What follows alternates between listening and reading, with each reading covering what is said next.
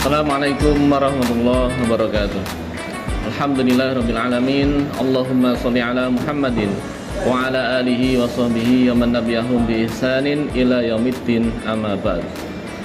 Kaum muslimin rahimakumullah, alhamdulillah kita masih diberi nikmat oleh Allah, yakni bertemu dengan Ramadan tahun ini, sehingga kita bisa menjalankan ibadah puasa di siang hari, ibadah qiyamul lail di malam hari, tadarus Al-Quran dan ibadah sedekah atau ibadah yang lain, sehingga nikmat ini patut kita syukuri, yakni dengan bersyukur dengan cara meningkatkan amal ibadah kita atas nikmat yang didapat dari Allah Subhanahu wa taala.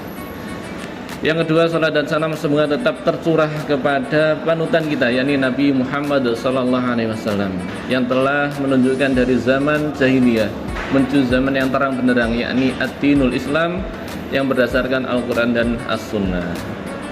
Jamaah rahimakumullah, di bulan Ramadan ini saya ingat firman-Nya Allah dalam surah Al-Baqarah yang bunyinya adalah syahrul Ramadan alladzi unzila fil Qur'an. Bulan Ramadan adalah bulan di mana diturunkannya Al-Quran, sehingga Rasulullah mengatakan di dalam hadis, khairukum man ta'allamal Quran wa 'allamahu. Sebaik-baik kalian adalah orang ta'allama, man ta'allama. Man di sini adalah isim mausul yang mustarak, artinya adalah bisa bermakna siapa saja. Man ini umum, siapa saja. Man, baik laki-laki atau perempuan, satu dua orang, baik orang itu besar maupun kecil, tua muda, baik orang itu kaya maupun miskin, baik orang itu sehat maupun sakit, maka bisa masuk di sini. Ta'allama yang mau belajar Al-Qur'an, yaitu Al-Qur'an. Nah, proses belajar Al-Qur'an itu bermacam-macam. Di antara tingkatannya yang pertama adalah menghafal Al-Qur'an, dimana kita ketika masih kecil, masih anak-anak atau kita punya anak, tentu yang kita ajarkan pertama adalah menghafal Al-Qur'an, menghafal sebagian ayat Al-Quran.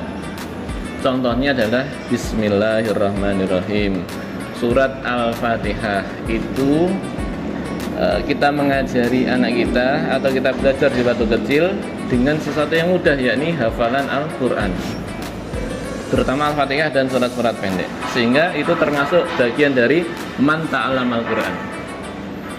Yang kedua, belajar Quran itu, ta'allam Al-Quran adalah membaca Al-Quran. Bagaimana cara membaca Alhamdu, Ai'u, Rahimun dan sebagainya. Kita tahu ini huruf alif, ba, ta, sa, jim dan seterusnya. Belajar ditingkatkan dari menghafal menjadi membaca. Nah, setelah membaca, ini kadang-kadang di masyarakat umum itu anak-anak itu selesai lulus SD, lulus ngaji. Nah, ini yang kita harus ubah.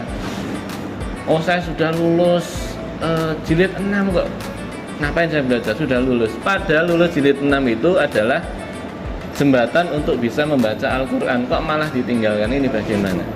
Jadi hendaknya kita mengetahui fungsinya membaca Al-Quran. Setelah jilid 6 maka kita lanjutkan anak kita belajar membaca Quran, supaya masuk dalam ini, bukan malah berhenti ngaji.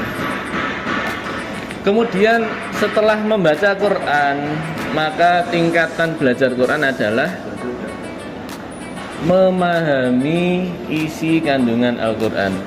Karena tujuan utama Al-Quran adalah bukan untuk sebagai bacaan saja, tetapi syahrul Ramadan alladzi unzila fil Quran hudal linnas, petunjuk untuk manusia. Nah, kita ini manusia. Bagaimana kita bisa mendapat petunjuk kalau kita tidak mempelajari kandungan Al-Quran? Jadi kita wajib belajar mengaji isinya Quran. Kemudian setelah mempelajarinya, kita mengamalkan.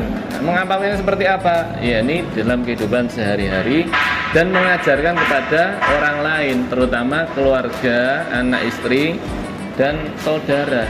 Atau kita kalau punya murid, mengajarkan kepada murid tersebut. Jadi wa'allamahu. Jadi prosesnya tidak hanya baca Quran selesai.